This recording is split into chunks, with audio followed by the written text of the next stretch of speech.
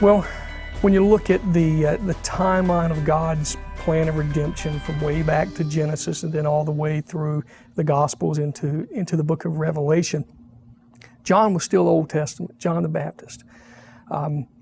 There had been a 300 or 400 year sort of gap in prophets since Malachi. And then here's this man whom we read about in Luke. The first two chapters are really focused on John the Baptist, and here he comes, the forerunner of Christ, with all this airtime, so to speak, in the New Testament and in Luke. And yet we get to this chapter in Luke 7, and Jesus says he's least in the kingdom of heaven. How can that be?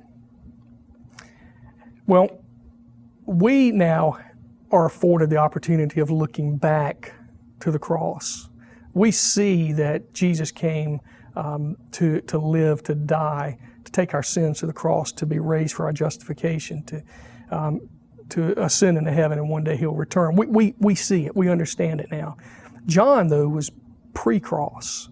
And so I believe when Jesus speaks of John being the least or the least in the kingdom of heaven being greater than John the Baptist, he's referring to the fact that, okay, those who have that big picture can understand it, and therefore we have a greater appreciation, understanding, embracing the full gospel where John just didn't and he couldn't. It doesn't mean that John the Baptist is not in heaven or is in any way inferior to any of us. I just think it was Jesus making it absolutely plain. The old covenant has been it's depleted. It's being replaced by something much greater and newer.